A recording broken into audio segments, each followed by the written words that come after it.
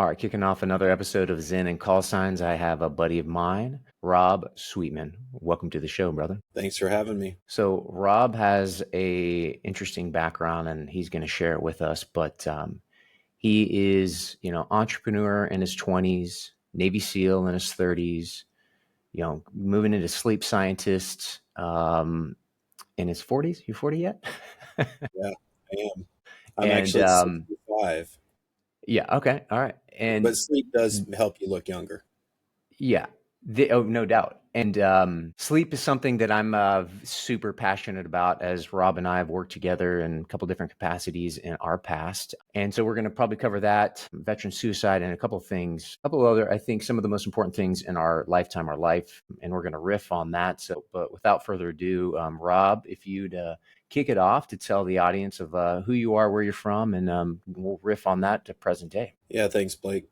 I am a South Carolinian. I was born in Kansas. We come from a commercial ag type of family. My grandma had a farm. We still have a lot of farmland out there.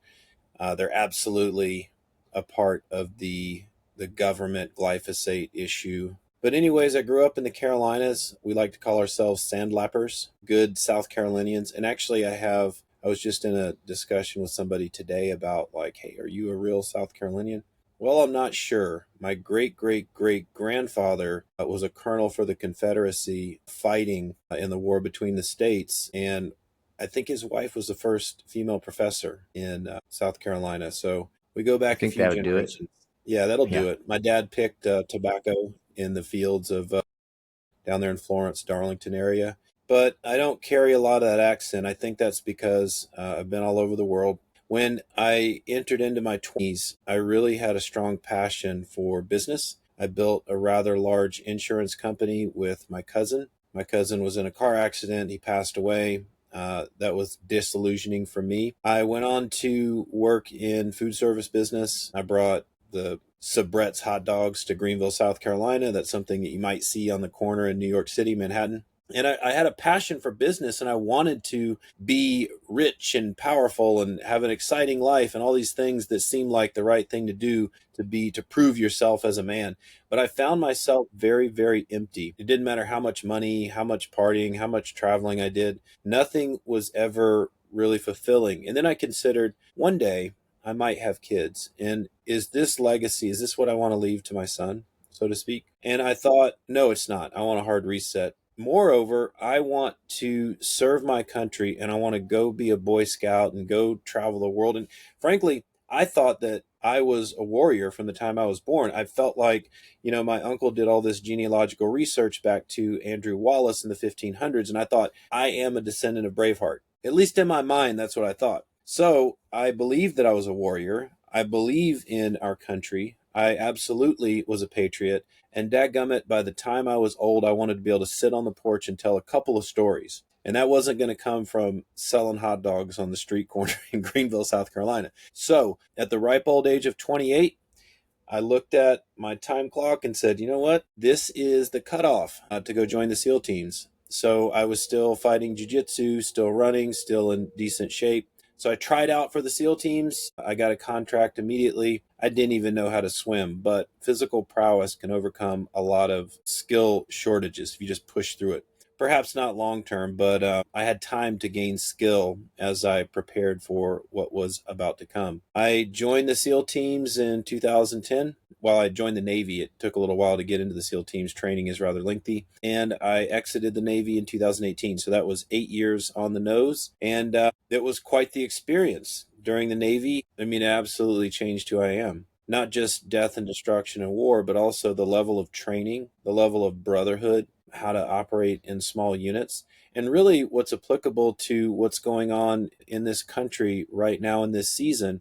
We learned all about propaganda and manipulating the minds of a particular group of people. And it's absolutely happening right now in our country. It's a shame. People don't even see the games that are being played on them. And that's okay. That's the design. They're not meant to see it. But we went through all of these things. And what I noticed was that this was messing up some of our guys, some more so than others. But definitely I saw some bad habits, all absolutely understandable. Drinking in the military, using Ambien that was issued to us to go to sleep, using stimulants to wake up, not respecting sleep, really empowering themselves through sleep deprivation or empowering the ego. And this culture surrounded always performing, always being at the front of the pack. And it really was a wolf pack. In fact, they'd almost eat their own if they weren't performing. And so this really solidified my understanding of like this warrior class of individuals. There's no room for weakness. There's no room for excuses. However, the human body and the human mind can only take so much. And after a while, especially if you're consistently not getting good recovery, like in real time, what I noticed was that a lot of folks in the SEAL teams, eventually I figured out in the Navy, in the military in general, were not getting the sleep that they needed. And who am I to even consider this topic, right? I didn't know anything about sleep. In fact, my sleep was terrible. I was using NyQuil or whatever to go to sleep. I had no idea that sleep was important. You don't need sleep to get through Hell Week, right? We did 5.5 days without sleep. We don't need sleep. That's actually not true. I lost a friend, Ryan Larkin. I wear his bracelet every single day now. And he was a suicide, a Navy SEAL who was not getting very good sleep. He absolutely had some PTSD and TBI along with these sleep issues, but all of us do. All of us do in the SEAL teams and in other forces for sure. But specifically, and if we look at Chris Free's operator syndrome, really a pivotal work of art in a paper that he wrote. He just published a book. It was expanded to a book. He outlined all of the common similarities within injuries, these constellation of injuries that are similar across all special forces. So why did Ryan commit suicide? We don't have an answer for that. But what I do know is that his sleep was bad. And my hypothesis, if we go back 7 years, was that I thought his mental health had something to do with his sleep health. I didn't know. That sent me on a journey. And you better believe when somebody close dies in your life, it can change you. It can create a new paradigm. And I used that pain to create a fuel and a fire, a passion for solving this problem. Can't save Ryan, but perhaps I could save people like him. So that really transitioned me into the next chapter of my life outside of the Navy, working as a sleep scientist, restlessly looking for answers. And I've gotten a lot of pushback from PhDs who get their doctorate in a field related to sleep. And they say, oh, well, you're not a real sleep scientist. And then I get pushback from the drug pushers. Oh, well, drugs are the answers to sleep, especially the VA. VA is terrible about just prescribing unlimited drugs to our veterans. And a lot of pushback in all areas because this really taps into a revenue stream and a very strong business model for some of these companies. And so I never gave up and I didn't listen to the noise. And obviously, whatever was available at the time for me and Ryan did not work. And so 7 years later, thanks in part to you, Blake, the work that we've done, I stand before you as I would consider myself finally a success in this mission. I've saved hundreds of people. I've even come full circle last year and come back and finally worked with Navy SEALs and helped them. Been a long time coming. And now I'm working with everybody from FBI to fire across the country and law enforcement, veterans, and you name it. Recently, we've opened up my services and what we do at 62 Romeo, the nonprofit, to civilians. But all of this is just an effort for people to get better sleep and a better life. I'm on my second mountain, if you know what I mean, and this is my way to give back. Well, thank you for sharing that. So what would you say is the biggest hurdle, kind of like maybe if you can encapsulate it or contextualize it for getting good sleep? If you can break it down to like 3 simple things, or what could somebody just bite off on? Yeah, that's a great question. From time to time, I'll post 3 things that you can do to improve your sleep on social media. It's really easy for people to consume the top 3 items. So I would say top 3 on my list right now are consistency within your sleep schedule. That's tough for, pilots and team guys. We like to do whatever we want to do, or artists, right? When we have that passion, that 10 o'clock, Ayurvedic kick into another energy cycle and we're just on an artistic binge, what do, right? I say go with it. But the challenge is if you're already strung out on sleep, that could be a bad choice. If your tanks are on full and you have room to have a little bit of a sleepless night because you're passionate about what you're doing, then that's your choice and you should live your life. But consistency overall builds the sleep architecture that we rely on. And the more that you change your sleep cycling, i.e., nurses and shift workers, the more your sleep architecture begins to break down, your hormones will get out of synchronization, things will start to go awry within your body. And the net result of that is that you will develop health conditions, potentially mental health conditions, but definitely we see increased rates of hypertension and, cancer rates. I mean, like, the list is so long that pretty much everything is negatively impacted if you're not getting good sleep. So consistency and schedule is one. I would say the second thing is the sleep dojo. The sleep dojo is a word that I like to use because I think it really embodies martial arts, right? Like, when I step onto a mat in martial arts, there's a little bit of respect. There's a little bit of perhaps patience, a little bit of a pause. Sometimes we bow, and there's routines and there's rituals to this. But the point of getting on that mat or walking into that dojo is that we want to improve ourselves. We want to have some type of growth, right? And it might be hard work. I feel that that is a great way to look at our bedroom, right? It's not a place for arguing, emails, noise, TV, Netflix binging, definitely not drinking yourself to sleep. That's a whole nother topic. But setting up yourself for success means that, number one, light, sound, and temperature. We want to have that room well organized to encourage good sleep, but also psychologically, right? We don't want to have trauma from arguing with your spouse surrounding the bedroom environment. We want to do things that will encourage positive Pavlovian triggers, right? We do all these positive steps as we enter into our sleep dojo, and it sort of just triggers sleep because we go back to, the first example of good sleep habits and positive sleep schedules. So sleep dojo. And then I would say probably the third thing is being able to connect the mind with the body. Too many of us are completely disconnected. We have no idea when we're about to get sick. We have no idea if we're aroused, if we're instigated, if we're triggered.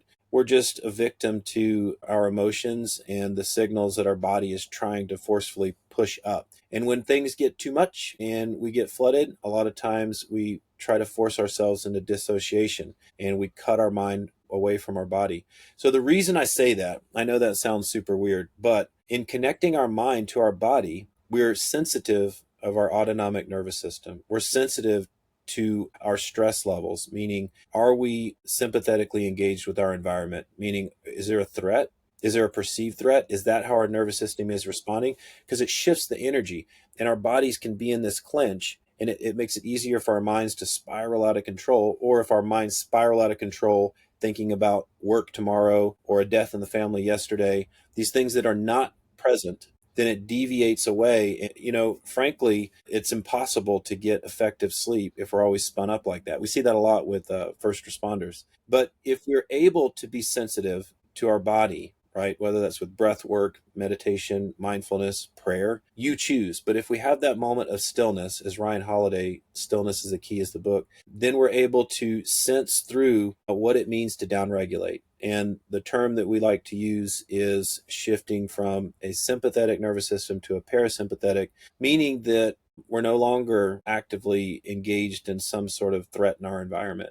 Everything shifts. I mean, it literally shifts all the energy to digestion, to relaxation. That, along with light and sound and temperature from the sleep dojo, these are all triggers that let the body know that it's time to start releasing melatonin and GABA. These are all things that lead up to a good sleep cycle. So those are the top three things. Consistency, build your sleep dojo out, and get connected with your body. Try Wim Hof, try some relaxation techniques, get yourself relaxed. And most likely those three things are going to be enough for you to successfully achieve sleep, even if you're an absolute insomniac right now. One thing I mentioned to you before is, and there's seems to be a good correlation, is that there's for people that are in this hyper state where they're just, stressed about stuff. And to them, in my opinion, there's almost no difference between a gunshot going off or a notification on their phone. Would you say that that's something they relate to each other? I would not say that those relate to each other. What I would say is it is individual dependent. So it is not incorrect to say that one person could perceive a notification the same as another person perceives a gunshot.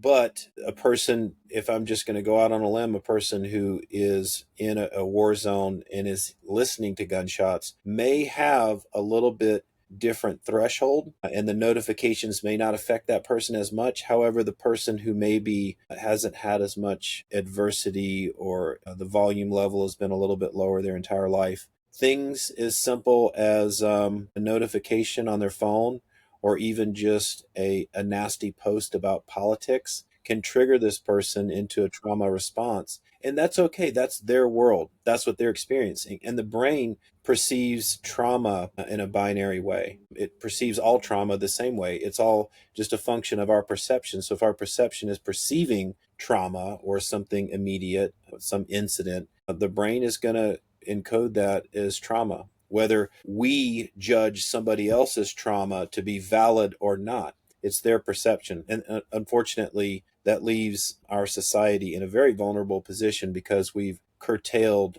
adversity and we've made it easy to live, so that as children grow up, as adults, they haven't faced a whole lot of adversity, and the smallest thing can trigger an emotional response. And shame on us for allowing that. Yeah, well said. Thank you. I'd like to go back a little bit into your career. And, again, we've chatted before, and I'd love to touch on something of how did you manage your stress when you were in combat? You thought you were going to die. You've mentioned before is like you're trying to get some sleep, however that, and you hear rockets coming over. How did you manage that then? And then maybe paint that picture to now. I did not have coping skills or trauma processing skills. That wasn't part of our training. Our training was to bury it and to just push forward. So in those moments where my mind started to spiral on what might happen, what might occur, how I might die, or seeing dark things, lives lost, people upset about people close to them losing their life, all of this really intense stuff that is likely to be seen in some of these crazy war zones. I didn't have a way to process that. And in fact, I think it did begin to turn into trauma and depression at some level in my life. And at that time, alcohol use was very prevalent in the teams. And a lot of times that would be the way that we would try to blow off steam. The challenge with that is that the alcohol doesn't allow for process. And in fact, nothing that we were doing allowed for processing. The best thing that I saw in these very manly groups is when guys were able to kind of unload and joke around about some of this stuff. Maybe that's with alcohol or without. And I think that level of communication for these type of men was a form of processing. I don't think that anybody really had a hard time with the taking of lives. It was more losing a buddy or seeing children lose their life. But you never know what it is for a specific individual that's going to trigger their trauma. But me personally, I struggled with it, and I did not have the answers. And in fact, that impacted my sleep. And then so what do? I force something to try to get me to that sleep. If I didn't have Ambien that the Navy was issuing me, now I'm going home drinking my Robitussin, or drinking a little bit of wine at night, watching Netflix with my spouse, and then that turns into a bad habit. That's not acceptable, even if it's the norm in the United States. So now that I've transitioned out and I've gone on a very deep spiritual journey into India, into the Amazon, seeking answers, into the Vatican for that matter, I have come to a very different understanding. First of all, I've been sober for many years. No alcohol, no drugs, no porn, no filth within my mind, because it's not just the external, it's also the internal. I've done a lot of shadow work. I've done a lot of different trials with different techniques to process trauma, process some of the things that I experienced both in childhood and in combat. And I stand before you, I feel like the most balanced I've ever been. So I do have good ways to process trauma now. I do recognize when things are becoming too stressful for me, and I acknowledge that I'm a human and these things will affect me from time to time, but acknowledging it and processing it, or perhaps just giving myself some space and time, is all part of being a mature and well-informed adult in this world. Well said.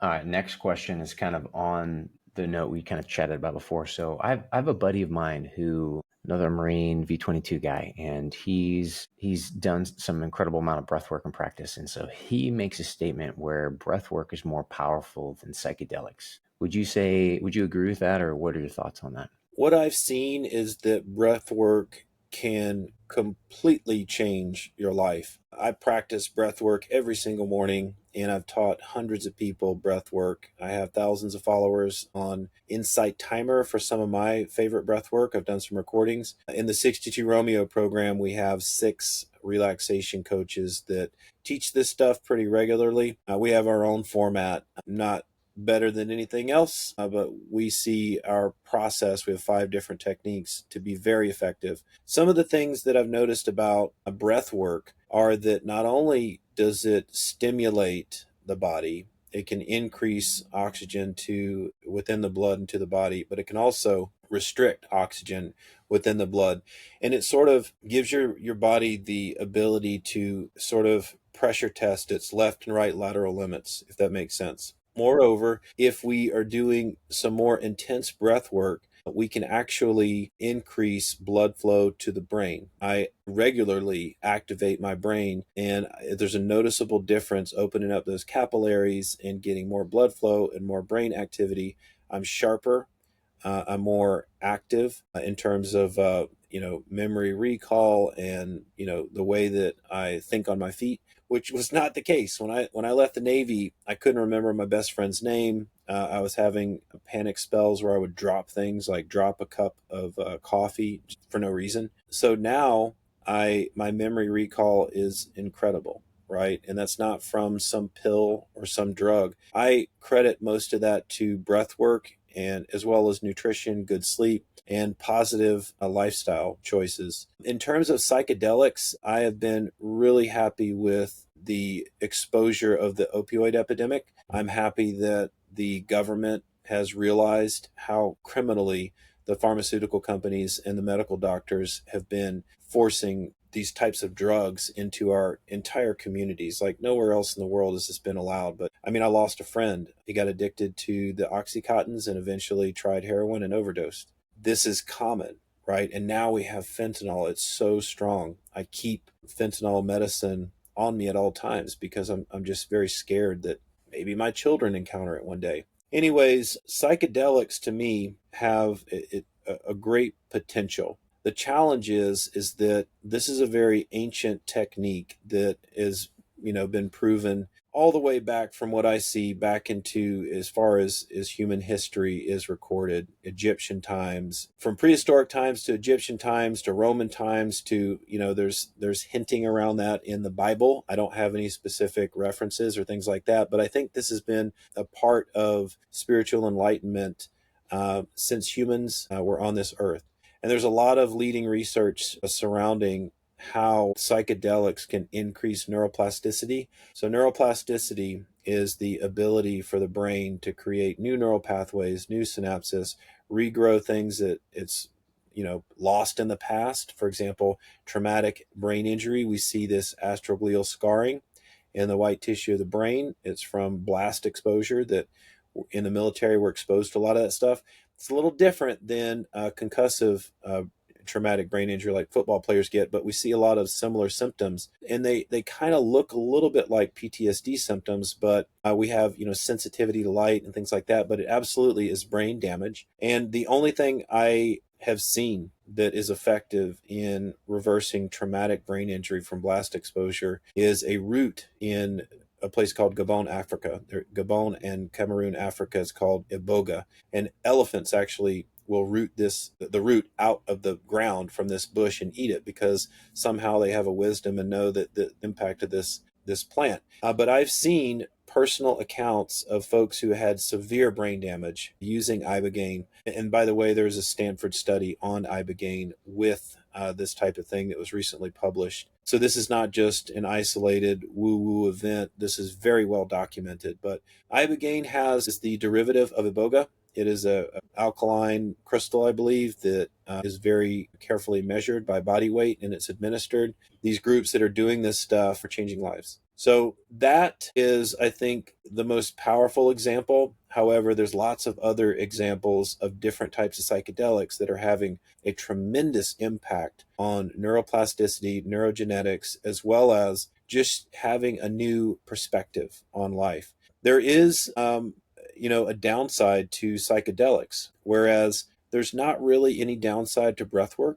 However, in psychedelics, we could have a breakthrough experience, but we could also have a sort of opening, right, where we come back to our normal life. And if we go back to the same bad habits or the same toxic relationship, imagine that enhanced neuroplasticity ingraining bad habits and bad trauma and all that stuff even deeper than before. So it's potential to have a greater risk of suicidal ideation if we go back to the same negative thought patterns, back to the same behaviors. So it's really, there's a lot of work on this, a lot of documentation on this supple neuroplastic window after going through one of these experiences. And it's absolutely critical, funny enough, to get back to the breath work. Breath work, mindfulness, meditation, gratitude journaling. There's a lot of practices. If you look up Joe Dispenza, he has a lot of brain scan analysis related to brain improvement from meditation. There's tons and tons of research on how this stuff can shape your life. So from my perspective, I see, okay, we can go into an ashram in India.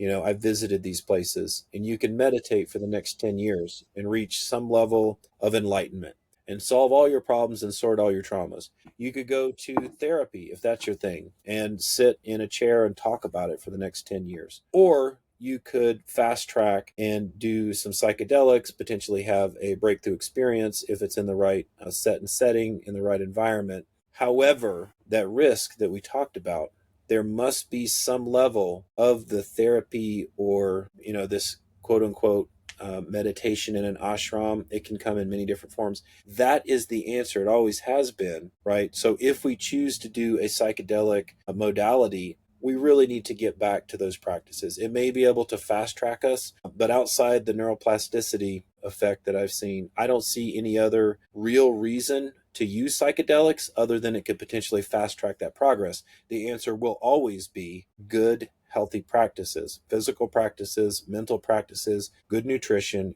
good sleep, the basics. It's not rocket science. We can solve our own problems. Does that answer your question? Yeah, I think you hit it spot on. And something I think about there is where breath work is the innate thing or ability you have within yourself, like go inside here, where not necessarily, it won't necessarily solve all your problems, but it's like a hidden in plain sight. Like that has such a powerful impact if you were to do something like 5 minutes a day for a week, where I feel like it's very difficult for people to wrap that around their mind, where it's like, well, what if I just take this pill? Or what if I just do this thing, right? This seeking all these external things where it's like, no, just it's inside, like take care of this. And that you're kind of demonstrating that where I see, and also I see that neuroplasticity side. And as I say, I have some friends as well that have almost through ibogaine, like miracle level recoveries where modern day science, mainstream doctors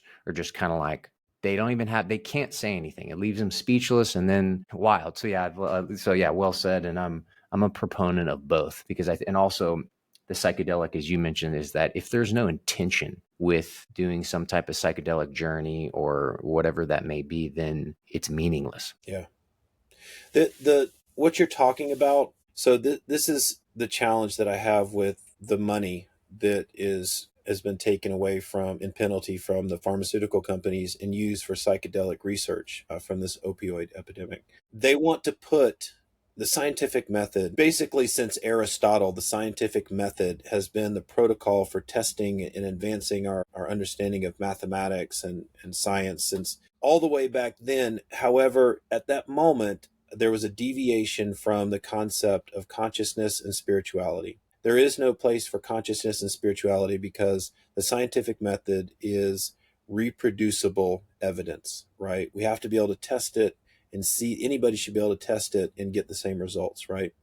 That's not how it works with consciousness. That's not how it works with spirituality.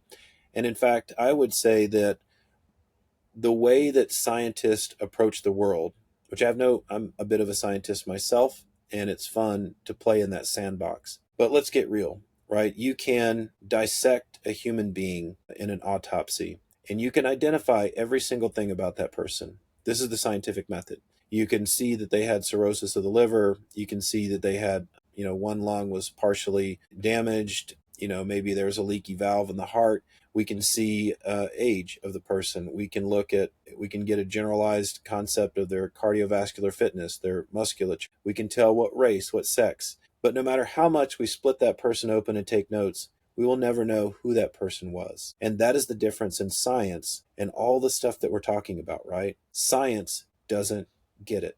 The psychological community will always fall short. And so when we're looking at psychedelics, we're talking about consciousness, spirituality, and multidimensional experiences. That's not something that science can explain, and that's not something that they're comfortable talking about. That's why people like Thomas Fryman from Columbia and his partner Sophie Whitman created something called the psychedelic integration scale. That's a way for scientists to measure outcomes after the psychedelic experience. Because generally speaking, you're going to have psychedelic assisted coaches, and they're going to be a lot of spiritual crystal type people.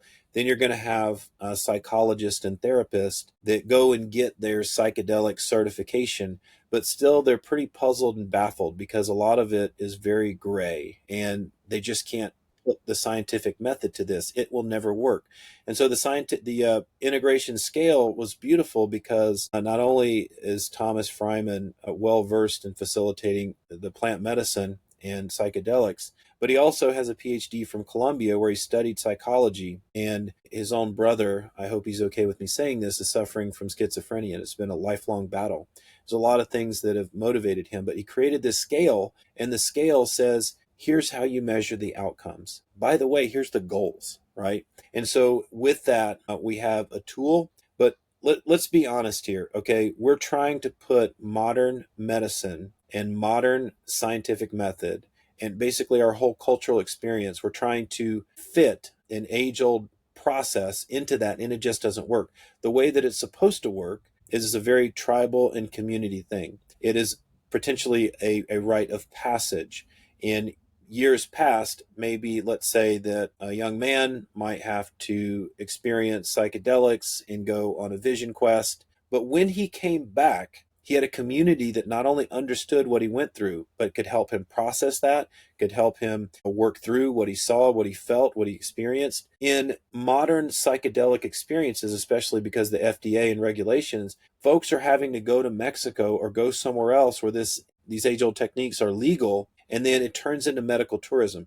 They go down there, they get their one shot, they get spit out the back end, and they get shot back into an environment where no one understands what just happened. Their spouse may not have any way to communicate with them about what happened, definitely not understand if they've never been around that sort of thing. And so the percentage of people who have an unsuccessful experience goes up because they're going back to what they came from. They're trying to solve themselves from that, and they go right back to that. So that support structure and that network is absolutely critical. That's something in my life that I'd like to improve on from a non-drug perspective. I'd like to have a safe place for people to be able to practice breath work, meditation, mindfulness, all these things that have been proven to be effective, and great follow-ons. We call them integrations, right?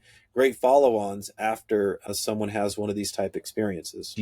Going back, we could probably tie this into the military career, kind of, and switching gears a little bit. How do you see the intersection of luck and skill? Well, I know your perspective. I think I do. So I want to answer this question carefully. Luck and skill. I was raised Christian, and the way that Christians tend to believe is that we surrender ourselves to Jesus Christ and, everything is God's will. In my studies around the world, the Hindu culture and Buddhism have really eliminated the possibility of free will. So when we think about like this human experience, what do we know to be within our control and what is just perceived control? Is this a simulation? Are we in a sandbox? And if so, are we just doing what can be predicted we would do?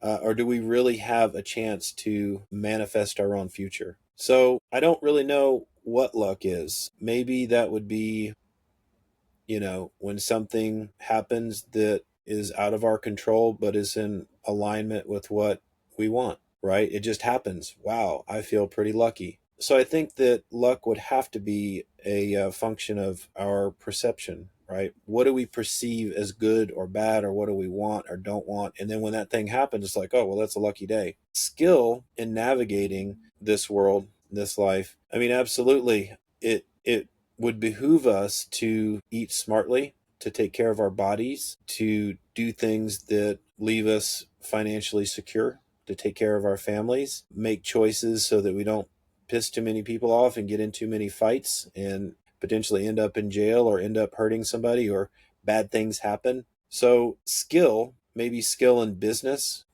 creating some acumen. I think that at some level, none of it really matters. But then at some level, we are striving to create the best possible human experience for our little blip of time on this earth. So if we utilize skill to achieve our perceived goals, great. I think that is the definition of, living a good life, existing, especially for men, thriving, finding something that you're good at, getting into the flow, achieving things, enjoying those things, being an active part of your life. Because what's the opposite of being an active part of your life? Maybe just completely disassociating and becoming an observer of life. That's what monks do. They completely let go of all attachment to this world. They have no aspirations. They have no preference, just to eat enough to keep their body alive. That's it. I think I fall somewhere in the middle. I've gone to both spectrums. I do want to have success. I do want to have an impact on this world.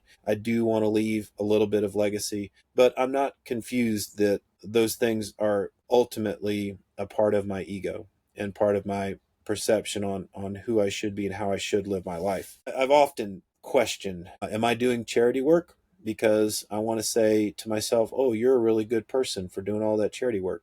Or do I really want to help people? And if destiny is predefined, then what difference does it make if I help people? So I've come to the conclusion that I am making a difference, and it is a good thing to live my life in service to others. I do believe in a higher power. I'm not going to necessarily give it one dogmatic name or another, but anybody who's sensitive to what's going on around them realizes that there's a lot going on outside of our understanding.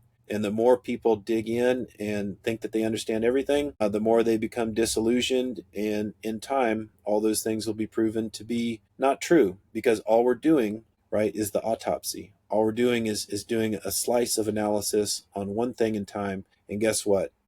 Quantum physics has taught us that there's actually multiple things going on at the same time. And any one snapshot or perception is going to slice that piece of science. But tomorrow, that may not even be relevant, as we've seen in physics over and over. Luck and skill is like you have built up a lot of different skills over your, adulthood, very vast array of skills. And so I think having those, and then, if you want it, luck, it's like this interesting balance where it's both at the same time, like in quantum physics. So well said. Thank you for sharing. It made me think of Liam Neeson. I have a very particular set of skills. Exactly. But that's the deal. Is that, and again, going into masculinity, man, is like, that's every man's right desire is to be like, I'd love to be able to save my daughter, right? Could you have the capability, like, right? Because then it has nothing to do with luck, right? That's unlucky. But lucky, I have these skills. It's like, again, it's the perspective of how to think about it. Although we don't want that to ever happen, but there's another saying or something. I don't know if I've ever said this to you, but I'm sure it goes in a line. So because we both have kids, and it's like, I operate with love and compassion, but I'm always ready to kill a motherfucker. It's like my first two things are just love and like out there, right? Always, because I think that generates luck. And then the skill part is like the tertiary. It's ready to go. I don't probably not best to use it anywhere, most 99.9% of the time, but. So, all right. So next question is kind of in line with what we're talking about, is what is your philosophical operating system? Philosophical operating system. I've been describing it during our call. Yeah. My perspective Yeah, my perspective on simulation is a buzzword, and it can be triggering for certain perspectives on this or that. Are we in a VR simulation? Like, what is this? But I have had one of those white light experiences that Eckhart Tolle talks about. And this was forced through the world around me. And my perception of that experience was just a glimpse of infinite intelligence, just a glimpse of a direct connection with God. And in that moment, it made sense to me that life is absolutely short. And if we look at the grand scheme of things, our life is just a little blip. And in fact, the things that we layer on top of our own perception of our own life creates most of the angst within our life. And in fact, we don't really have anything to worry about. And even if we are suffering, there is a lesson and an experience within that. So whether we have luck, as you mentioned, and we're rich and we have everything we ever wanted, but then the dark reality of being rich and having everything at your feet starts to come into play, or if we grew up poor and starving and hungry, whatever our experience is, we were placed on this earth. We're meant to experience it to the best of our abilities, navigate this in a peaceful way. That's what I believe. That's my philosophy. And at the end of it, when we leave this body, we'll absolutely return to that pure, unadulterated love and energy that is connected to all things. In fact, I believe that all things will be apparent and revealed external to this experience. And this experience is beautiful because of its limitations, right? The human mind can only think of so many things at once. We are riddled with emotions. Everything is filtered through how we feel about it. And so nothing is ever clear. And we're always just navigating through our own perception of this energetic world. And we literally create the matter around us based on that. That is congruent with all scientific findings and my own personal experience. So the limitations of the human condition really do make it beautiful, right? That's how we can love, we can hate, we can feel these things viscerally. Because imagine if we knew everything and we're connected to everything like we once will be and we came from, there's no passion there, right? There's no love, there's no despair, there's no joy, there's no success. It's just being absolutely connected to everything and one with the universe once again, energetically moving about, connected with everything. And we are connected now, but this human condition allows us to experience this simulation. And that's where the word simulation, from my understanding, comes from. Not that we're in a computer game or anything like that. We're in the human experience. That's it. So my Agreed. philosophy is to live and let others live, and really enjoy my life in this body. It's not going to last forever. So Well said. On that note, since we want to talk about simulation, and again, another sets of skills you have is that you're technically skilled, as in even understanding programming language, going into, I mean, I believe even soldering, computer science stuff. So again, another skill.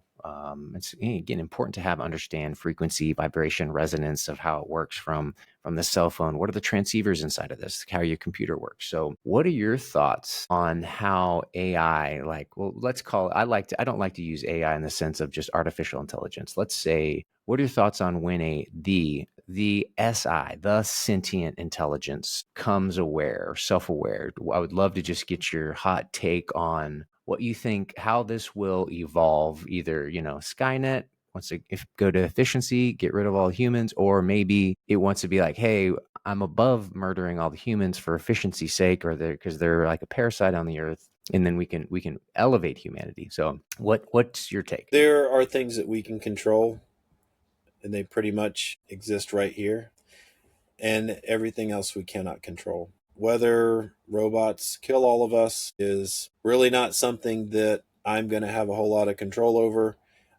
Maybe I can try to survive a little while, but I really don't worry myself too much about these things. Whatever is going to come is undoubtedly out of my control.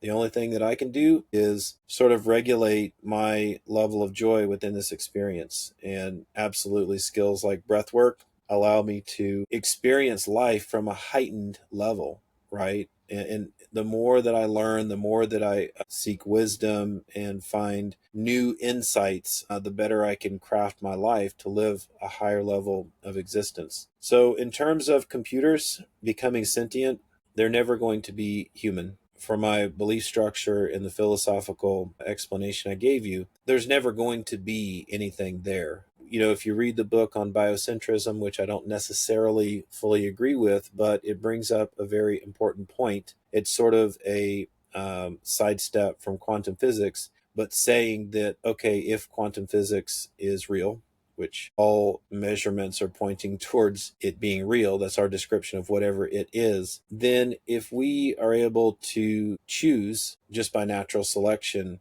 the experience that we have or the dimension that we're engaging with, just based on our own perception, then that would explain why everything sort of changes around us. And so the book Biocentrism, I think, really talks about the individual being the center of the universe. And in many ways, our perception leads to that assumption, right? And the explanation and the justification is that, well, everything's changing around me and I'm the center of the universe and all that. But in fact, all of us can have any type of experience based on the theory of quantum physics, right? And so theoretically, all of us are having that same experience, but that doesn't mean we're the center of the universe. We've got our own perception and we're creating our own world around us based on how our eyes and these sensors are processing in our big brain computer. So if we have a computer that becomes sentient, I think there's some limitations there. It can be very smart. It can think about things scientifically that we can't, right?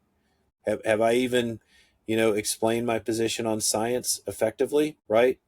But again, the computer will never be able to understand spirituality. I see the bridge there between becoming sentient and becoming a pseudo conscious, like a machine becoming conscious like humans. I don't think that gap will ever be bridged. I think that they can be better at everything in this material world. But ultimately, there is something special about being a human. And if we create something that kills all of us, then shame on us, because this is a beautiful thing, life. Well, yeah, and I have my own opinion, and it's like I think that this is like the quantum supercomputer that has evolved out of this simulation. And it's what does God do when he's done everything and he wants to play peekaboo with himself, in my opinion, in a similar fashion. It's like, what do you do? Like, well, you do this. You want to have a surprise. Well, thank you for that answer. Switching, I was actually like to go into, maybe you could share some of your atomic habits that you use either daily, weekly in your life to, regulate, to manage your emotions, stress, all of those things. I think one of the most important things is framing. So, how we frame our perception of the world largely dictates the outcome in terms of like our human experience. I like to lean on Stoicism, as I know you love. There's a lot of great works out there, whether it's Seneca or Marcus Aurelius, or there's a lot of good writings on Stoicism. But we can continue to expand on that because it is a frame of reference that allows us to maximize on the human experience. Does feeling sorry for ourselves, or does doing things that are not beneficial to our mental health or physical health, is that a good way to go about our life?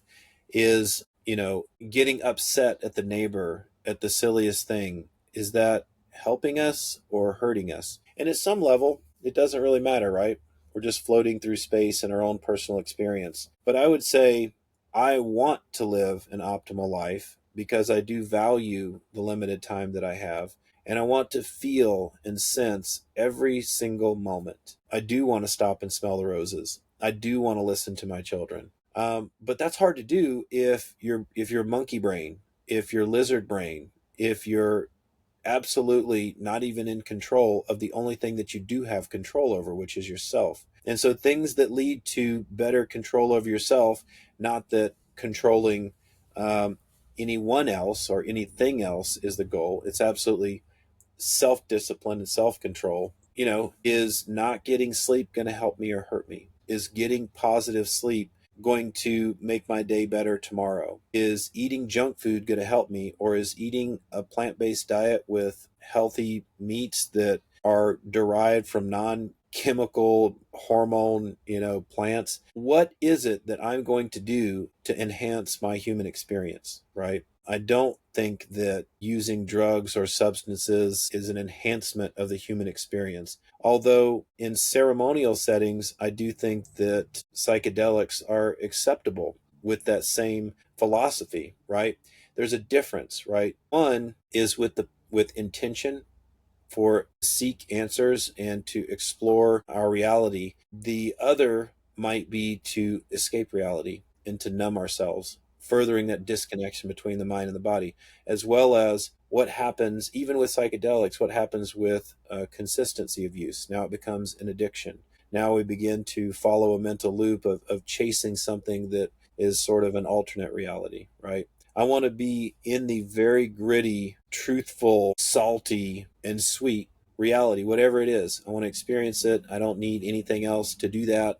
But if breath work helps me breathe better, this is my body. I've only got one of them. And when I left the Navy, I left after I hurt my back pretty bad, and I thought that I was going to have all that taken away. So I have a great appreciation for my ability to walk, for my ability to play with my son. I'm not going to risk that by doing things that are going to hurt my body. How have you handled, and I've even seen it a little bit on LinkedIn, it's like, how do you manage and handle PhDs, doctors that, again, so this is my thought and opinion, who for decades haven't solved any like chronic illnesses from, let's talk about the VA. And, right now it's like 20 to 40 veterans commit suicide a day. And, the VA and the doctors are, nothing's happening there seemingly. Or the amount of cancer has gone up, or, dementia, all of these chronic illnesses, heart disease, all go up. And then, it seems very evident to me and you and probably some other people that there's a problem, and it seems like they're not solving it.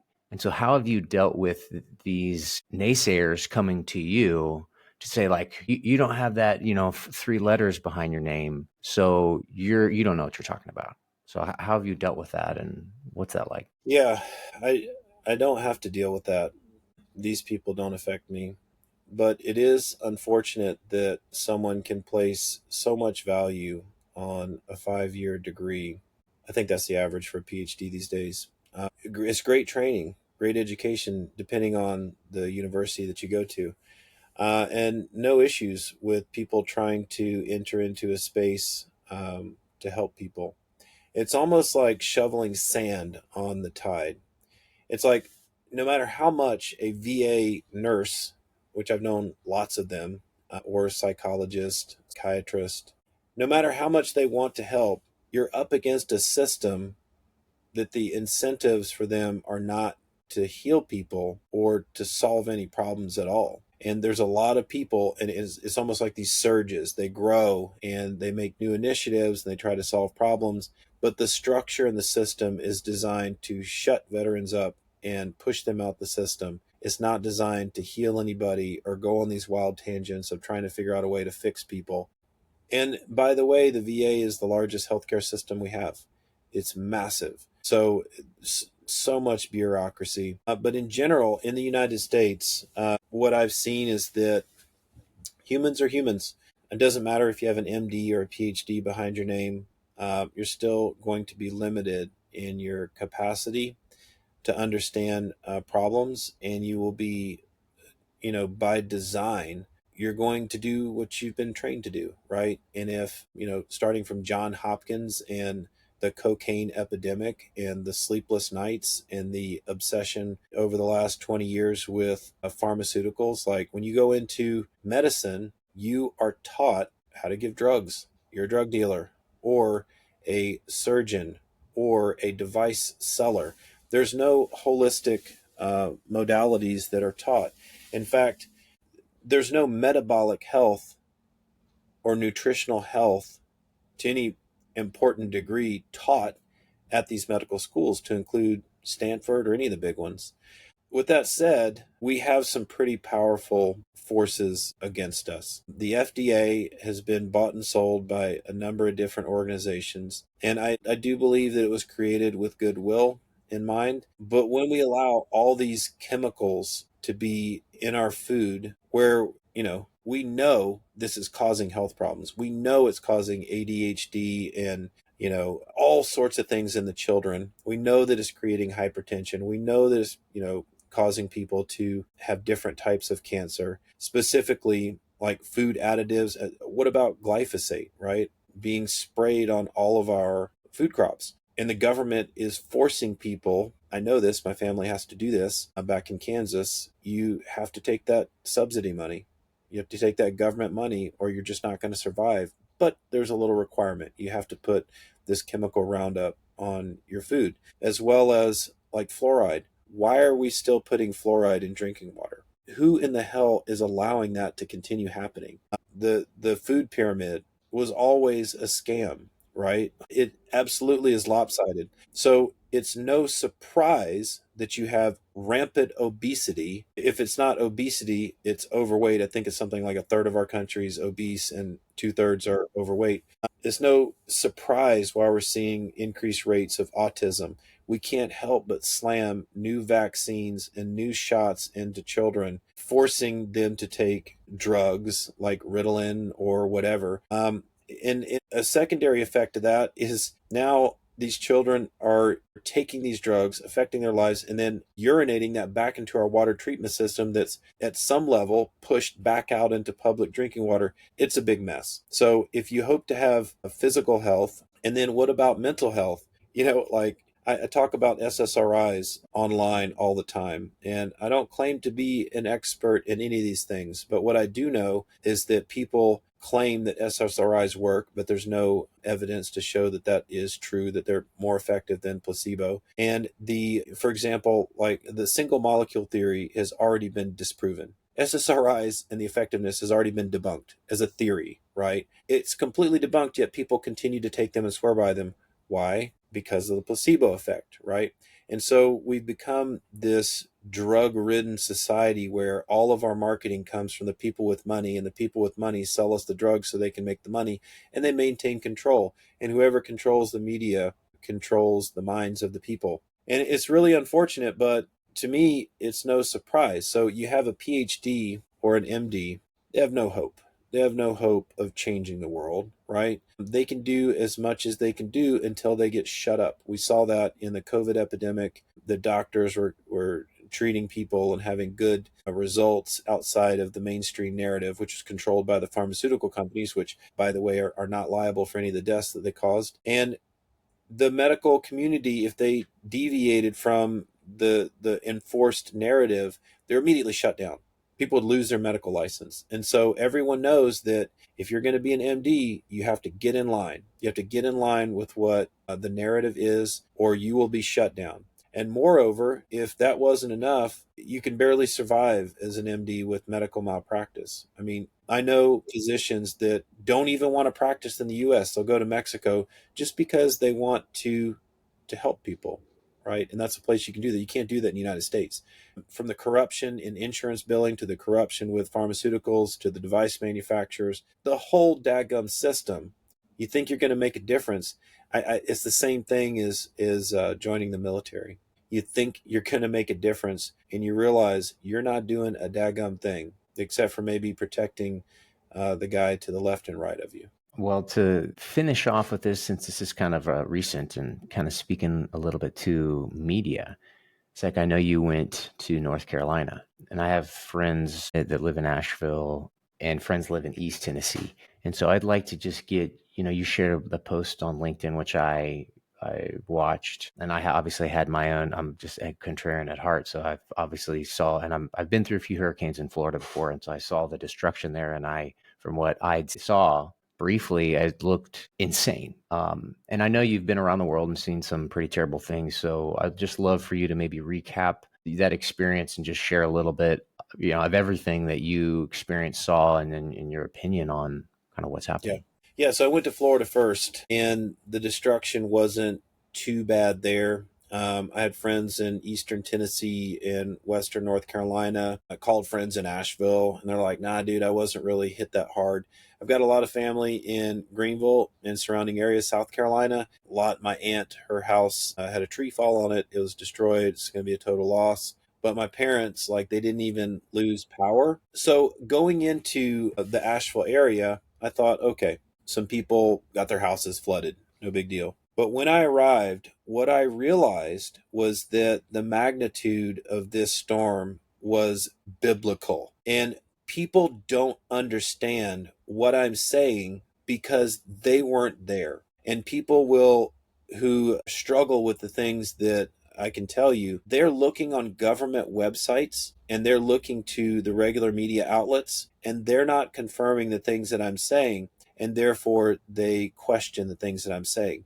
And this trust for our government and this trust for the media is so baffling, because how many times do they have to lie to us or just accidentally omit information or miscount, whatever you want to call it? How many times before we start to question some of this information? And why would you ever question somebody who was on the ground, who was there? Yet I do have people who are so confused by the media. Is literally textbook propaganda. We did this in the Mass military, Gary. formation, right? It's day one stuff, especially in human operations, right? Like, that's some stuff that I was privy to in the military. And so you're not going to convince me of any of the crap that they've been putting out more recently. So I just sit back and I listen and I look. But when I arrived to Asheville, what I saw was a 1,000-year storm. So when we look at 100-year storms, that's a mark of measurement saying that basically this storm was so severe that we probably won't see it for another 100 years. We haven't seen a storm like this in 100 years. And in fact, the last storm that was bad like that in the area was back in 1916. And looking at that storm, it wiped out everything. Buildings and houses and everything was underwater. 21 feet, I think, was the measurement. And I mean, I just can't imagine. I'm 6 foot tall. My truck is like 7 foot. My RV, I think, is 13 foot. I don't know, like 21 feet of water. Are you kidding me? So when we look at cubic feet per second in a river, we can analyze how much power is created through water flow. And so, for example, just to give some reference, I have a ranch in Colorado, and it's 36 acres, and we get 12 inches of rain per year for an entire year. For 1 acre inch of water is roughly 39,000 gallons. So annually, for that size property, I'm going to get something like 12 or 13 million gallons per year. We received 40 inches of rain in 72 hours, causing 60 foot of flooding. 60 foot, in some areas 75 foot. That's insane.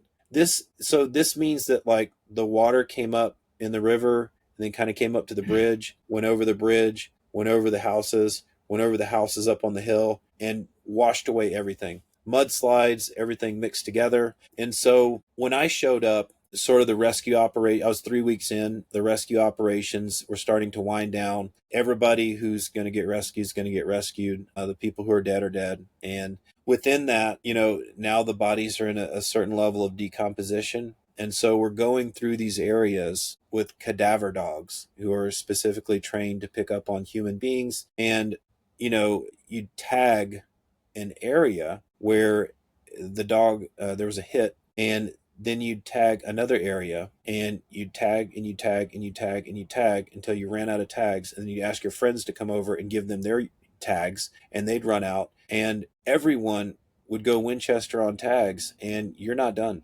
You're out there all day. And so, true, these are body parts, not necessarily individual human beings. So we have to take that into account. But we can't even tell, our government can't even tell us how many people are able to vote, like who's registered in the area.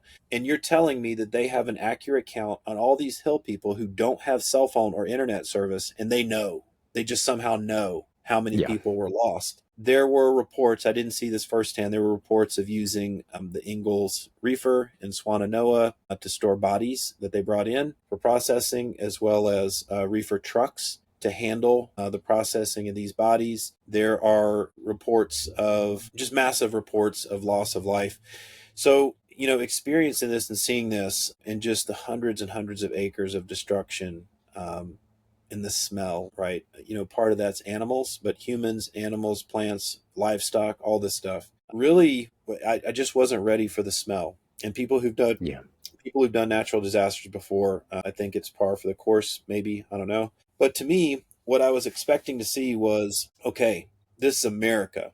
We got FEMA. They take millions of our tax dollars, and they're there to support us. First of all, I did not see a single FEMA person. And the reports from like Tim Kennedy and other, military dudes that have been out there said that, oh yeah, FEMA showed up. They worked 9 to 5. They clogged up all the hotels that were needed for the people that were in dire conditions, and they inventoried. They stopped everyone coming in. They took their stuff, they inventoried it, and we don't know what happened to it, right? Now, that doesn't mean that I think that the people who volunteer or work for FEMA or whatever capacity, that they're bad people. I don't think that. But like Tim Kennedy said, I'll take one redneck with a chainsaw over 100 PhDs, right?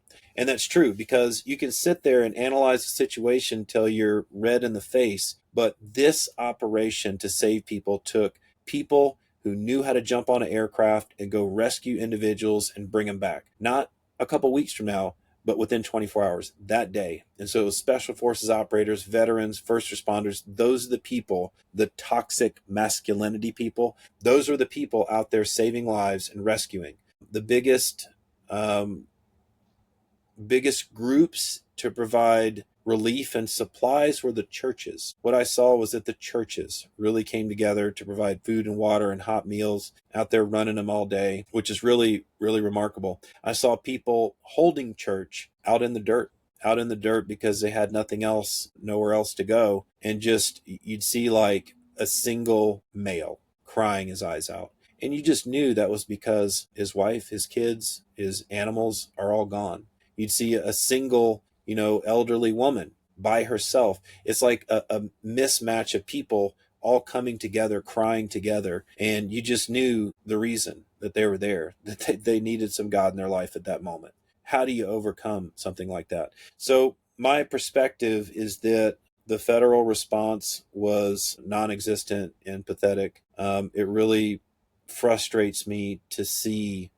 I have a multiracial family. I'm very intimately familiar with the border crisis.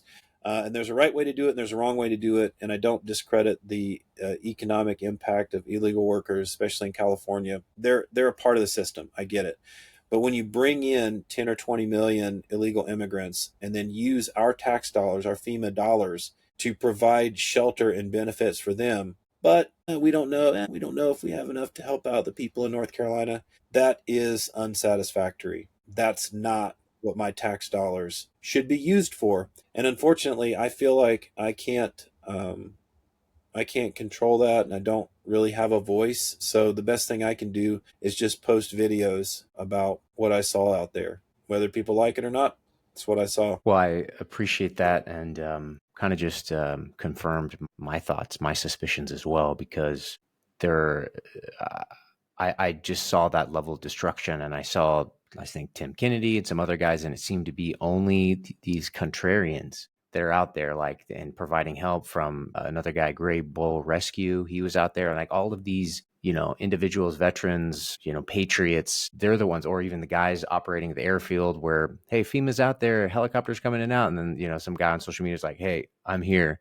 There's no FEMA helicopters. It's just me and some other guys that have helicopters that are trying to help. What do you think is this number of deaths? Because it's like you're talking 1,000 plus people. I'm just curious of, like, because I've heard 100, 200, but it doesn't seem that that's correct. Yeah, that is a point of contention. And I don't have thousands of bodies lined Yeah. up to name all of them. What I'm going on is based on two things. One, the mass graves that we're getting hits on with the dogs. And these hill people out there in North Carolina, like, there is no consensus on anything.